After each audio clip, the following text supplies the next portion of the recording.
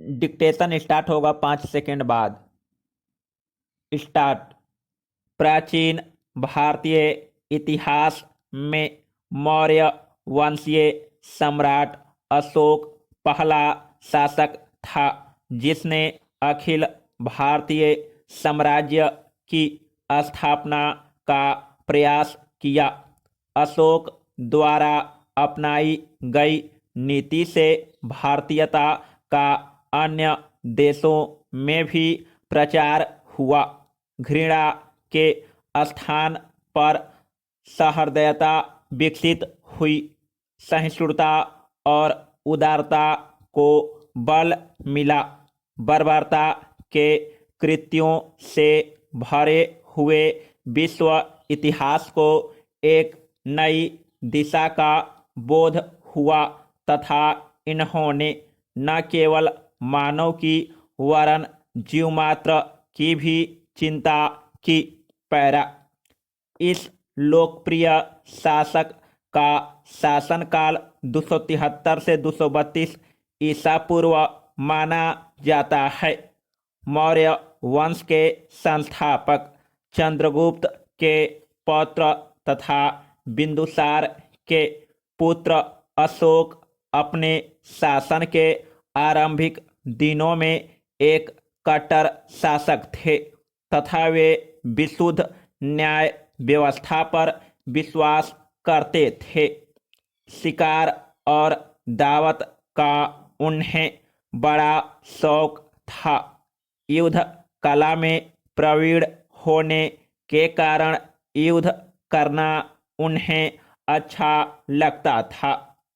अशोक को अपने साम्राज्य को सुरक्षित रखने तथा साम्राज्य विस्तार के लिए युद्ध करने के अतिरिक्त और कुछ भी नहीं सूझता था। इसी दिशा में अग्रसर होते हुए उन्होंने 261 ईसा पूर्व में कलिंग राज्य पर आक्रमण किया तथा उसे अपने अधिकार में ले लिया। इस विभत्स युद्ध में हुई लोगों की क्षति ने उनके हृदय को द्रवित कर दिया तथा उनका हृदय परिवर्तित हो गया। पैरा। उन्होंने बौद्ध धर्म को अपना लिया तथा भविष्य में हथियार न उठाने का संकल्प लिया। स्वयं बौद्ध धर्म का पालन किया तथा इस धर्म के प्रसार के लिए श्रीलंका, अफगानिस्तान, पश्चिम एशिया, मिस्र, यूनान, तिब्बत सहित कई देशों में अपने दूत भेजे। उन्होंने एक नए धर्म और विचार धाम को प्रतिपादित कर अपने समस्त राज्य क्षेत्र में लागू करवाया। सिंहली अनुश्रुतियों, दीपवंश और महावंश के अनुसार अशोक को अपने शासन के 14वें वर्ष में निग्रोध नामक भिक्षु ने बौद्ध धर्म का उपदेश देकर अत्यधिक प्रभावित किया। तत्पश्चात वे मोगली पुत्र तिस्य के प्रभाव में आकर पूर्ण रूप से बौद्ध हो गए। उपगुप्त नामक भिक्षु ने अशोक को बौद्ध धर्म में दीक्षित किया। पैरा। सम्राट अशोक का धर्म केवल धर्म या धार्मिक व्यवस्था नहीं है अपितु एक नैतिक व्यवस्था तथा एक सामान्य आचार संहिता है जो कि सभी धर्मों का एक समान मिलन स्थल है। अशोक एक कट्टर बौद्ध होते हुए भी धार्मिक मामलों में सहिष्णु थे तथा सभी धर्मों की मूल एकता में विश्वास करते थे। उनके शासन के दौरान धर्म के प्रचार के लिए साम्राज्य के विभिन्न क्षेत्रों में शिलालेखों तथा स्तंभ लेखों की स्थापना की गई। धम्म महामात्रों की नियुक्ति की गई। महामात्र प्रत्येक 5 वर्षों के अंतराल पर धम्म यात्रा करते थे। अशोक ने अनेक जन कल्याणी कार्य और प्रशासनिक सुधार किए।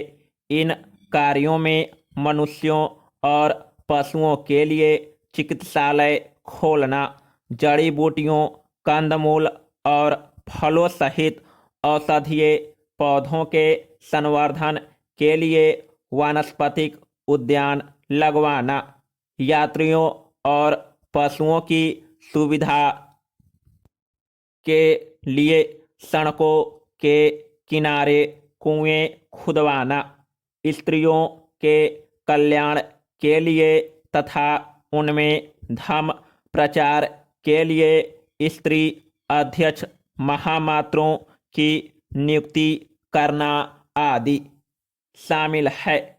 इसके अतिरिक्त सन्यासियों, वृद्धों तथा शारीरिक रूप से अक्षम व्यक्तियों को दान देना और पशु पक्षियों की हत्या बंद करना जैसे कार्यों को कार्यान्वित किया गया था। सम्राट अशोक ने अपने शासनकाल के 10वें वर्ष में सर्वप्रथम बोध गया की यात्रा की। इसके पश्चात अपने राज्याभिषेक के 20वें वर्ष में लुम्बिनी की यात्रा की थी तथा उस ग्राम को कर मुक्त घोषित कर दिया।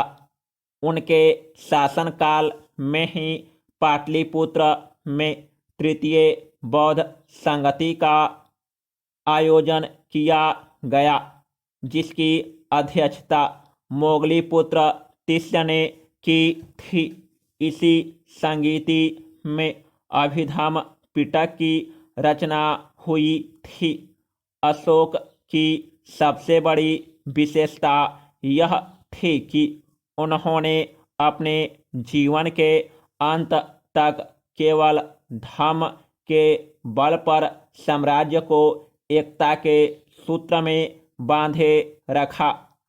मानव इतिहास में अशोक एक ऐसे महानतम शासक थे जिनका शासनकाल राष्ट्रों के आख्यान में एक अनुपम तथा उज्ज्वल युग का प्रतीक है।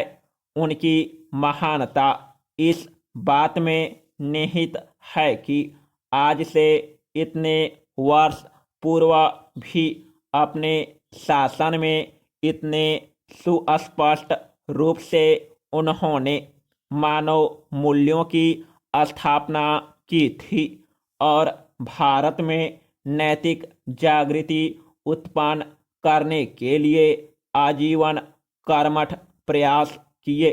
पैरा एक सर्वोच्च एवं सक्रिय मानवतावादी शासक के रूप में अशोक का दृष्टांत अद्वितीय है।